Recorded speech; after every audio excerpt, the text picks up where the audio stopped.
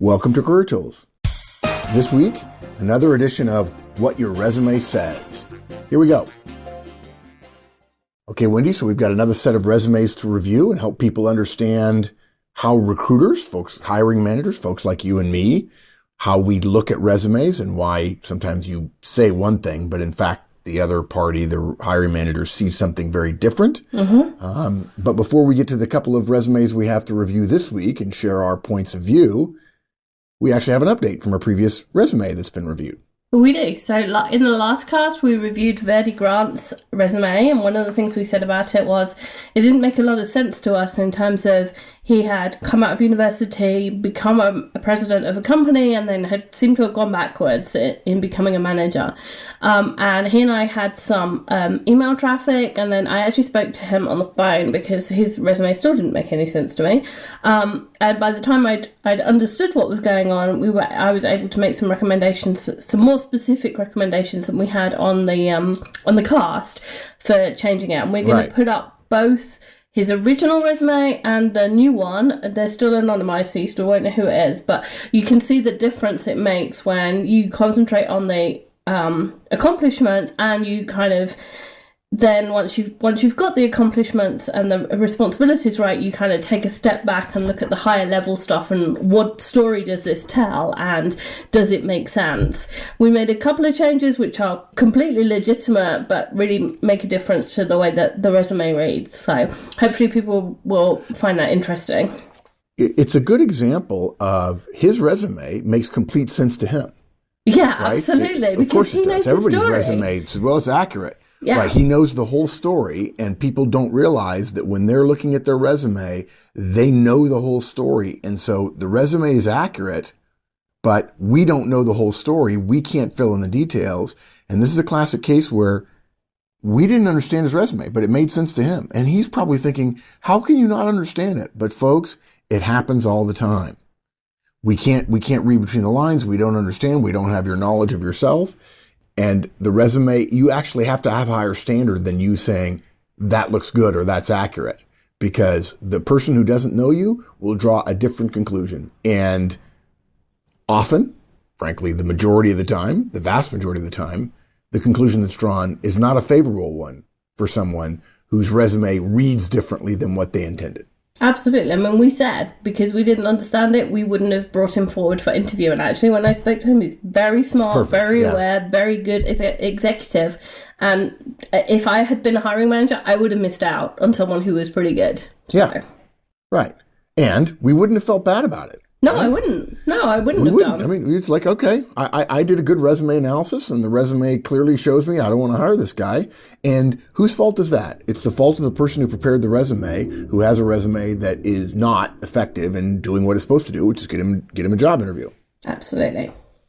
Okay, a little bit of background here. For those of you who are just joining us and don't know what we're doing, this series of casts, I think we're on our sixth one now, started as a question, which is how could we help people understand how their resume is read by recruiters and hiring managers and executives who screen resumes? We know, Wendy and I know, having looked at tens of thousands of resumes in our professional lives, we know what you want to say, right? We can get that. And yet we also know how that's going to be interpreted by people like us. We put out a request. Over 100 people responded with their resumes, which we have anonymized. We have 17 that we've picked to look at. A couple of people have said your analysis was spot on and it was very bruising. And we don't shy away from that. We like to say this is what we tell our friends. And if we don't think your resume is good, we're not going to give you happy talk. Okay. Now, we're not going to go over the format of the resumes in incredible detail. We've got our recommendations out there. For those of you who don't know, one of our most popular casts is from many years ago, entitled Your Resume Stinks. We're really just looking at the content here. We will talk a little bit about the format with the idea of trying to help the person who created the resume understand how their resume is going to be perceived, and then they can make some changes to make it more effective. Does that sum it up pretty well, Wendy? That sums it up perfectly. Okay, good. All right. So the first resume we're going to look at, and by the way, for those of you who don't know, normally documents related to our casts are part of what we call licensee material. You have to be a paid licensee of Manager Tools or Career Tools in order to see this material. But for these casts, the resumes we're talking about will be available online on the page associated with this particular cast. And the first resume that we want to talk about is from Cora Beth Walton, who is a manager of online learning systems. Okay? So, Wendy, go ahead. So my first thought, it's a 2-page resume, which we would want to get down to a Bad 1-page. Right. Every time, 1 page. Yeah, but to be clear, it's interesting. Yeah, it's interesting. It's interesting you say we would like to get down to 1 page, and I immediately said bad resume. You're seeing the glass as half full, which is okay. She'll be able to get it, or he'll be able to get it down to 1 page. And I'm thinking, nope. This is, unless there's something significant here that I'll see in a 15-second scan, I would immediately rule it out because unless I knew that this person was very senior to justify more than 1 page.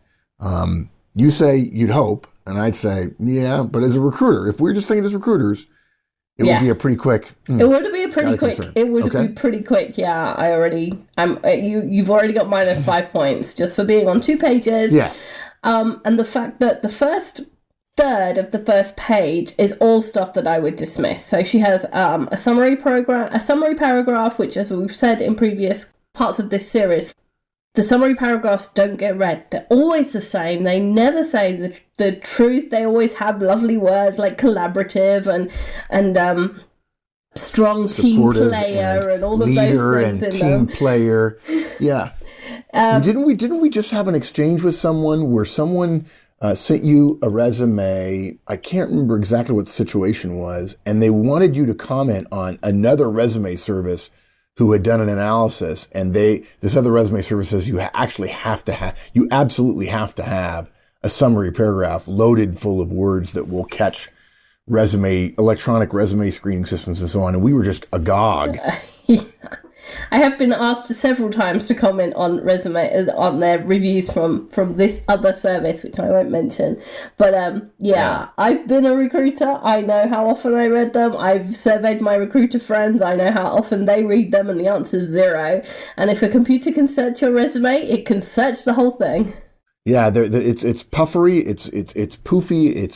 It's bloviating. It's all these big words that mean nothing. Everybody sounds great in a summary. Guys, the reason summaries don't work is you've had a professional life of some sort. If you're 30 years old, you've had roughly 10 years of professional life. It's impossible to get 10 years of professional life on 1 page of a piece of paper. By definition, therefore, your resume is a summary at a high level. The idea that a summary needs a summary when recruiters are skilled at doing a quick scan, it's ludicrous. And it's always 4, 5, 6, 7 lines that are wasted. And in this case, we've got the title summary as if we didn't know what that would be. And summary is actually hanging out to the left as if to suggest that the margin for this page is much further to the left, but I'm going to go ahead and only use the middle third of the page. And I immediately had a negative reaction. And folks, I really am a nice guy. I look at this resume, I go, oh my gosh, strike 1 and 2, just looking at the summary. Indeed. Then we have a skills paragraph, which is equally useless. Was what I was going to try and find a nicer word, but yeah, guys, it is useless. And why is it useless? Let's talk about the difference between what the person means, as Cora Beth, and what the recruiter hears, right? Because communication is what the listener does, guys. And the definition of perfect communication is when the idea in your head goes through your mouth and into my ears and into my head and is translated perfectly in with exactly the same meaning as you intended it, what was in your head. What's in my head matches yours. That's perfect communication. And as the joke goes, I think Oscar Wilde once said, the only problem with communication is the idea that we think we're doing it.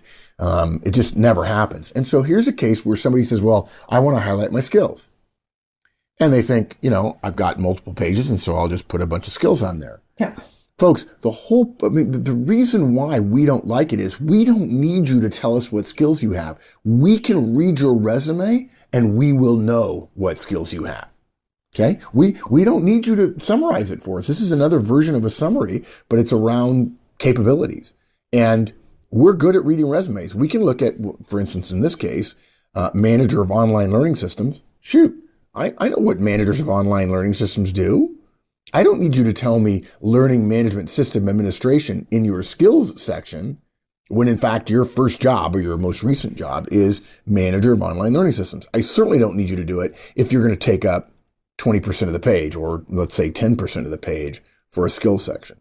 You intend to share with us your skills. We already know what your skills are when we read a resume without a skills overview at the top. Absolutely. All these people who say, "Oh, recruiters only read my resume for 7 seconds," and all those things, and I'm never convinced that anybody has ever watched anyone and timed them, and those are just made up statistics. But literally, I can read a resume in a minute because I read 400 a day when I was doing it. You know, in the same way that an engineer can look at a plan and say, that's not going to work, I can look at a resume and go, I know where this person is and what skills they have. Exactly. Yeah, people don't understand that if you have to review a couple of hundred of them, you get pretty good at reading resumes. And I don't know. I certainly know there are resumes I've dismissed in 7 seconds. And if I have 100 to get through in an evening, I know that a bunch of them I can get rid of in 7 seconds. And that's the sexy time to tell somebody who's interviewing me about how I scan resumes. But there's others I'll spend 2 minutes on. Yeah. And I look at the resume and immediately it lays the way I want on the page. Immediately I look at a couple of things. I go, okay, those are good things. Now, at that point, I go, okay, I'm going to spend a minute and a half on this resume, maybe even 2 minutes. I begin to look for negatives. I've actually seen positives, but I'm still looking for negatives to rule people out. And if I spend another 30 seconds and I haven't found any negatives, I'll continue looking, right? Yeah. But what everybody says is, oh, your resume only gets 7 seconds. Your resume gets 7 seconds because we know what we're doing. And there are all kinds of stories of software developers that say, well, you know, somebody's been down in the weeds writing code, and then a buddy of theirs looks up and goes, well, of course it doesn't work. You got this problem right here with syntax, or you got a problem right here with this failed command. You know, doesn't work. There's a Stack Overflow, whatever you want to call it. And you can see that differently because you're not the person who wrote the code. You're not in the details. Yeah. What about education? Education is a problem here as well, right? Yeah, so after her summary and her skills, she has education. And yet she's been working for 16 years. And when you've been working, anytime you've been working for more than about it's between 5 and 7 years that you start to, that you need to make the change, where education becomes less important than the employment that you've had. Because you've been working longer, you've learned more in the 16 years you've been working than you did in the 6 or 8 years you were in even higher education. Yeah. This is actually also a case where this person has been working in higher education, and they have probably been, I could be wrong here, they have probably been infected by the culture of higher education where being published and your credentials are what matter. And folks, in the professional world, which by the way, operations and administration in higher education are absolutely in the professional realm as opposed to in the academic realm. They can be in both, but they're also in the professional realm. The focus on credentials, in other words, where you went to school and when you went to school and what you studied, and publishing is irrelevant. We don't care about it. What we want is people who can make things happen. And the fact that you got a master's in this or a certificate in that or a BA from this particular school, largely irrelevant for somebody with more than 5 years of experience, whether you're in the academic world or not. Now, if you're a professor, if you're a PhD, that's different. But the vast majority of resumes aren't those. No. I had a similar response to you, Wendy, regarding the months of employment. Yeah. So she has the next, the bottom half of the first page and 3/4 of the second page are her employment. And for example, for her most recent role, she just has 2010 till present. For the role before that, she has 2009 till 2010. Now, that role could have existed from December 2009 until January 2010, and she could have had the next role in December 2010 and had an 11-month gap, and her resume would still be truthful. And this is what I call the prison rule. If you don't tell me where you were, I assume you were in prison. because I can't tell.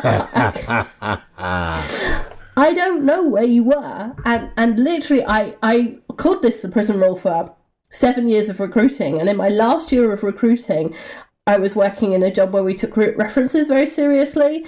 And we found out on the day someone started that they had lied on their resume and actually had been in prison.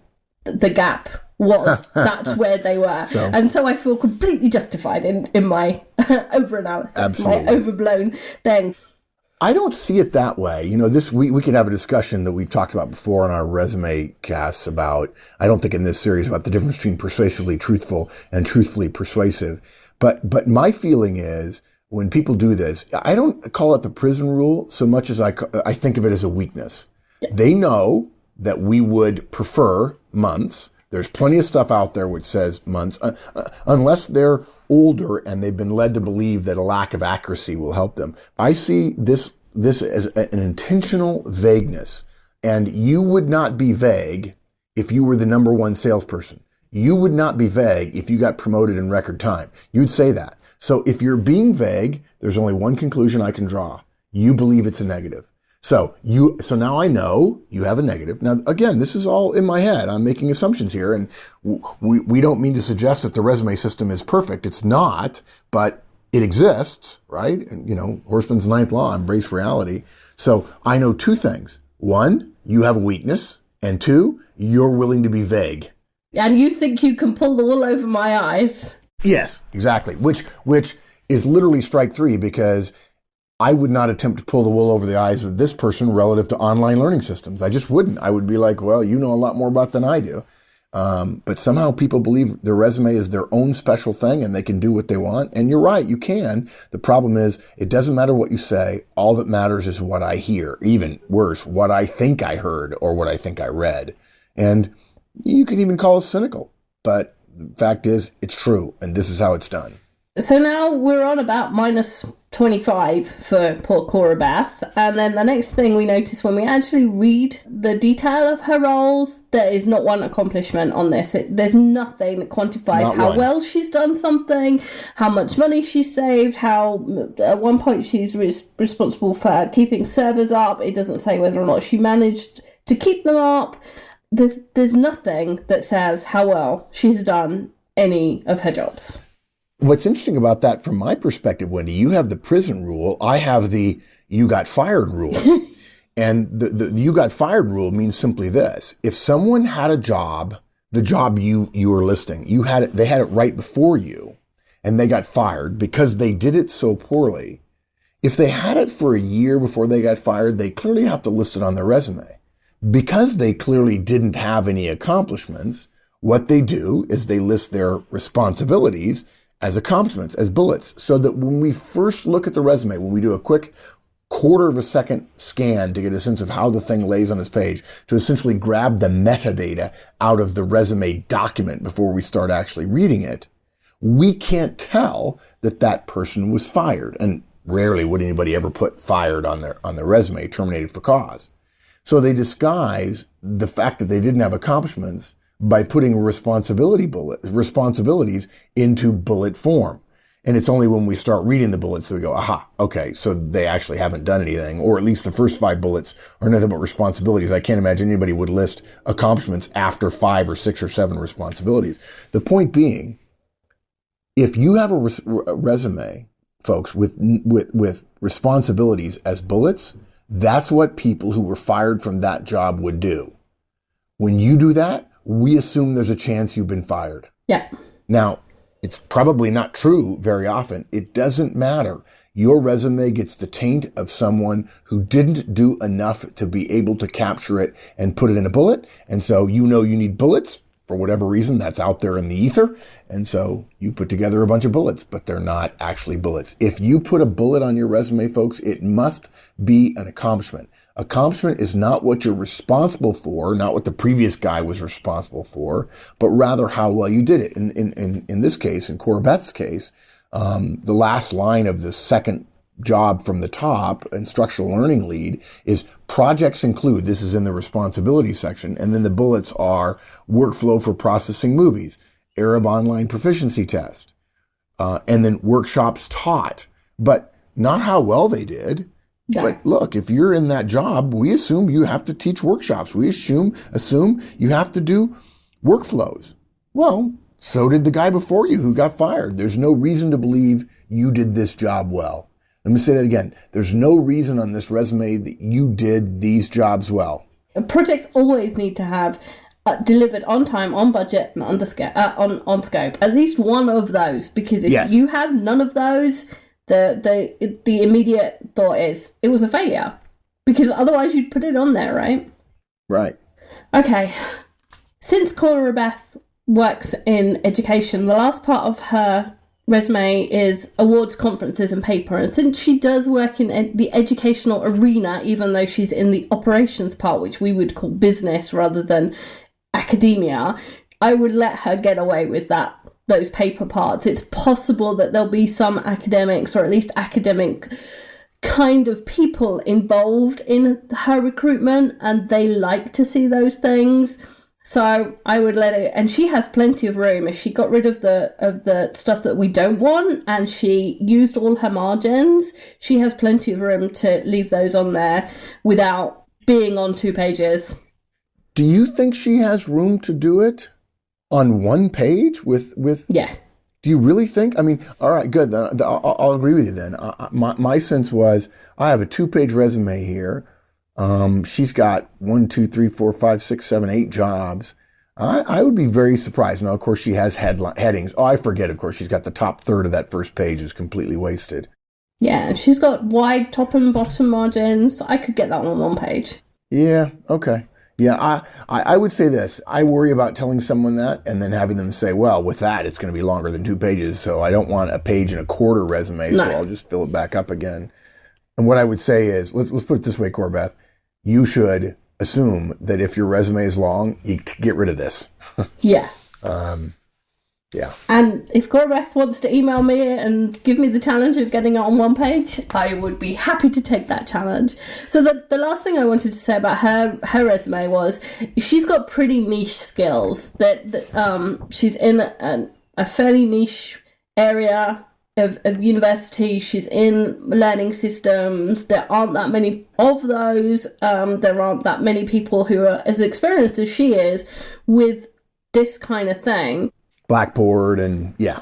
She may well get past a resume screening just because her skills are so niche. But that doesn't mean that she couldn't have a much better resume. And right now she's at -30. I might interview her if I had 5 people to interview and I couldn't find anybody else, but she would be coming into the interview in my head at -30, whereas she could have a great exactly whereas she could have a great resume, still be one of the 5 people I interview, and come into the room at +50, and I'm already liking her. Now my instinct is to find other things to like about her, because that's human nature.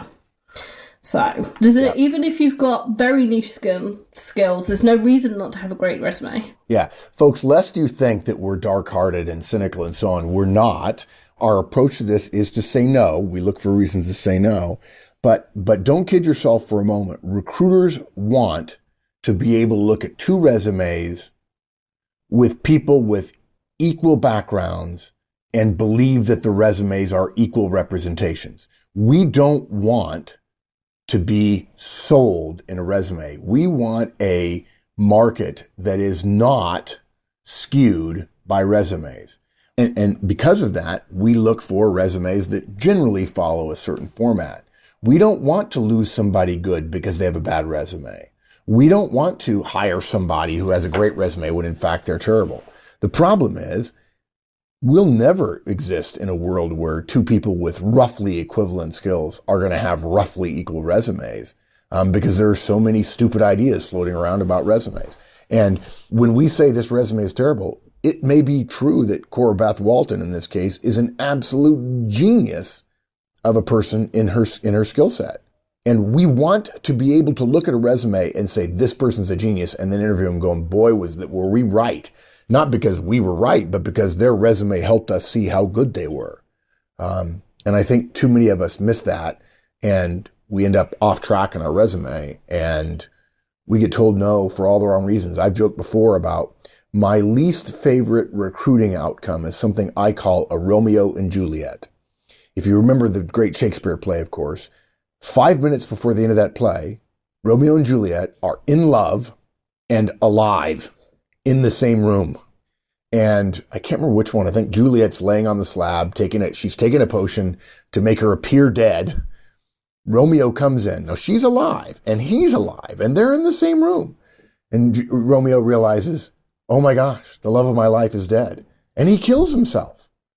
And if I recall correctly, she wakes up, sees he's dead, and kills herself again. And now they're both dead. And to have a company and a candidate be right for one another, the candidate's got the right set of skills, the company has the right job, and the company can't see it because the resume's bad, or the candidate doesn't get an interview because his resume bad, that's a Romeo and Juliet. And the company makes an offer, but the candidate misunderstands, or the company doesn't make an offer when the candidate's perfect. There's enough inefficiency in the world as it is. We don't need to make it worse, but resumes do that. And we make no bones about it. The resume is the responsibility, and therefore a bad resume is the fault of the person whose resume it is. Simple as that. I'm sure that everybody's going to hate me now, but that's that's the world we live in. We promised we'd be candid. And we are. Okay. So want to go on to the other one? Yeah, so the second one we've got is Esther's, so Esther Walton, because we're still naming our resumes after the Waltons. And at first glance, it's a great resume. It is in the manager tools format, which means that we have clear responsibilities, clear accomplishments. It's on one page. Yep. The dates are on the left, so I can look up the dates and check, they haven't got any huge gaps, so I'm good with that. I can look straight up the middle of the page and look at the job titles and see that there's a fairly straightforward progression.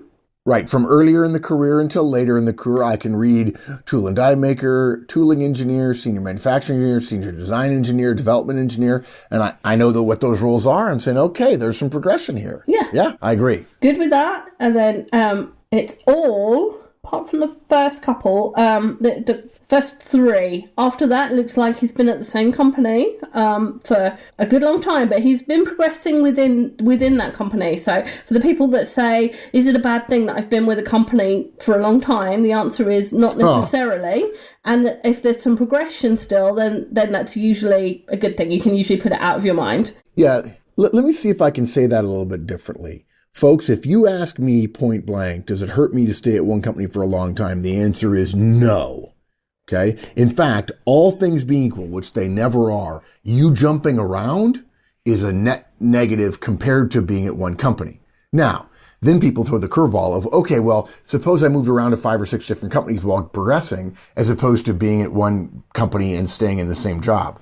Well, okay, that's apples and oranges, guys. If you have a progression, and a progression of increasing responsibilities, and you have the ability to show that you did well enough to justify a promotion. In other words, it wasn't just a title change with no responsibilities change. It wasn't just window dressing. If you've done that, then that's the best possible resume. Okay. Now, I suppose there are some small companies who would say, ooh, we don't want to hire that person from a big company. Although it's been my experience that people who move up in big companies don't have the problem that small companies worry about in terms of being stodgy or being uncreative and so on. People who are uncreative and stodgy don't get promoted into levels of increasing responsibility in most large firms, particularly large firms that are well regarded. And in this case, this person has been at one company for for a long time, 20 years. Because in this case, the company that's named at the top bought the company that they were at. And that's why the company's name changed. The other side of the coin, though, is the person who says, well, I want to jump around. We're not going to tell you that it's a dead negative if you jump around from small companies and you get promoted here and there and so on. There's nothing inherently wrong with that. In some cases, it can be good. It depends on the industry you're in. It depends on the quality of the companies and so on. When we see that, though, we know that different companies name the same job different things, and we'll probably dig in a little bit more beyond the title of the job to see what your responsibilities are. And if I look at 5 different jobs that you've been through at different companies in, let's say, 7 years or 8 years or 9 years, which is pretty darn quick progression or pretty darn quick changing, And I can't just draw a distinctly different, an order of magnitude difference between the job now and the job 10 years ago in terms of responsibilities and ability to accomplish things for the organization. I would say now I have a different worry, which is this person's been moving around and they either just like to move around, in which case, why should we invest in them? Our company, our big company invests in people, or there's something there. There's a problem. This person goes in and jumps in feet first and pisses a lot of people off and ends up losing relationships that he or she needs later and ends up realizing that after 18 months, they have no more goodwill in the firm and they have to leave, or they're just itchy to go.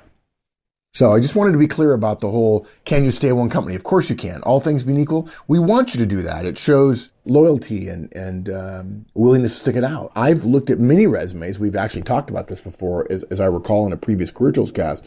I've looked at people who have been in a company for a while in a particular industry and then leave. And then I realize they're in another industry and then they leave that one. And I realize what's going on is they're so focused on their own career and getting ahead. The moment their industry starts to go south, they jump to a different industry. And that is a red flag for us because we say, this person has never been through a downturn. They're now a director, maybe they're a senior manager, and they've never been through a big budget downturn. And if we think we're going to have a downturn in the next couple of years, if we've had a long boom for a while, I'm going to assume that means you're going to be leaving in a couple of years, which for certain higher level roles doesn't excite me about bringing somebody on board. Okay, so far we're feeling good about Esther.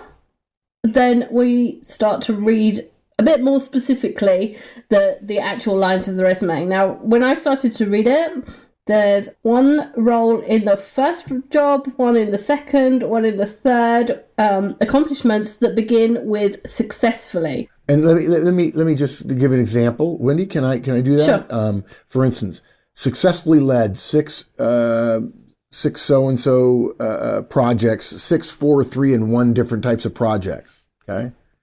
So in other words, it's an accomplishment. There are these 13, 14 projects, and I successfully delivered them. So he's probably thinking, or she's probably thinking, we're good to go here. I quantified that. It was successful. Why is it a problem? No, because an adjective isn't, or an adverb is not a quantification. A quantification is a number.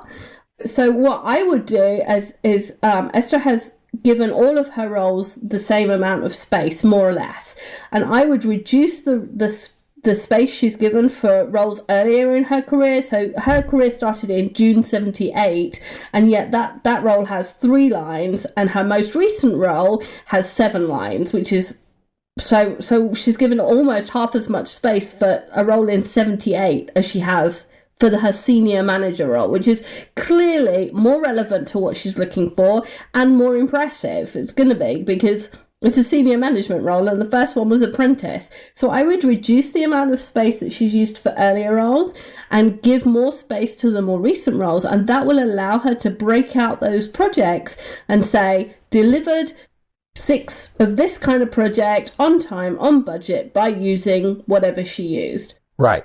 In other words, what you're saying is she would need more room, because what she's done here is lumped 14 projects into one bullet. And in addition, when she starts breaking out some of those projects, she has to define what successfully is. Now, luckily, since we're talking about projects, all projects, if in fact you truly were successful, then it should be on time, on budget, on scope. That said, there's a downside to listing projects this way. It's the ultimate in vagueness. I successfully led 14 different projects. The downside of that is people know that projects rarely finish on time, on budget, and scope. So probably the definition of successfully here, no offense to Esther, is that the projects were completed. But I'd be willing to bet $100 that a lot of those projects didn't meet their original deadline and were over budget, but the budget essentially was forgiven, and I suspect the scope was reduced too. So while it's technically true, perhaps, that Esther led successful projects, it begs more detail. And if you don't have enough lines to do it, because you can't re-weight, if you will, the resume toward later accomplishments, you can still highlight a couple of them and give us more detail regarding in scope, on budget or under budget and on time, and tell us what you did or something about the how you did it, that will show us more of your skills just than you're able to complete projects successfully. As you said, the resume is a summary. If I read a resume, or as a recruiter, if I read a resume and I see 2 or 3 projects delivered on time and on budget, or on scope and on budget, or whatever they achieved, then I assume that there were others, because it's a summary. And if you're able to deliver projects on time, you're probably able to deliver projects on time. It's a skill, and you're doing more than what's on there. So you don't need to include every single project, and you could just include one that's an example of you being able to do it, and I will assume that you have that skill and you're able to do it successfully. Yep. Good point.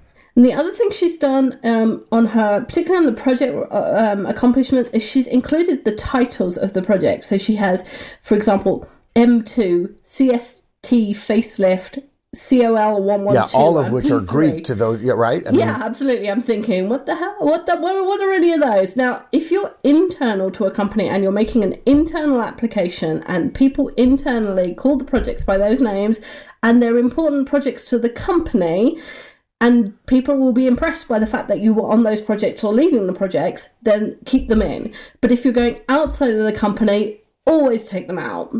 Always. Because they mean nothing. They take up space and they're not helping you. Yeah. Look, guys, I know a lot of people who pride themselves on knowing a lot of acronyms. The acronyms here are 24U, ADR 11, ESC, and EPA 10. I'd be willing to bet that only 1, maybe 2 of those are known outside of this firm. Yeah. And when we see stuff we don't understand, we assume that you thought about us reading it and not knowing your internal stuff. So we're wondering why you're telling us that. And we don't like that. No. Because we're thinking, you're taking up space. Exactly. And what does that mean? You don't have things to fill it? Oh, yeah. That's really cynical. I don't feel so bad now. Yeah. So I would say this. If I were looking for somebody in this business, this resume, I would say, okay, good. I'm willing to give this person a resume, give this person an interview. It could say, I think with the kind of changes we suggested, it could go from good to exceptionally good, and excite me about this person. It doesn't quite do that, but I think it's one of the best ones we've seen, don't you, Wendy? I do. I think it's definitely one of the better ones. It says, relatively effective, but with a bit of work, it could say really effective, and it could, like you say, get you really excited about seeing this person. The more excited I am about interviewing you, the easier the interview is for you. And we know that the hardest part of the process for you is the interview. So why not make it easy on yourself by doing a great resume where you have time to make it perfect, rather than the interview that's all the pressure. Yep, agreed. Okay, that's it for this week. 2 resumes, 1 not so good, 1 pretty good and could have been better. These are fun. I hope everyone's enjoying them. Good. Thanks, Wendy. Bye.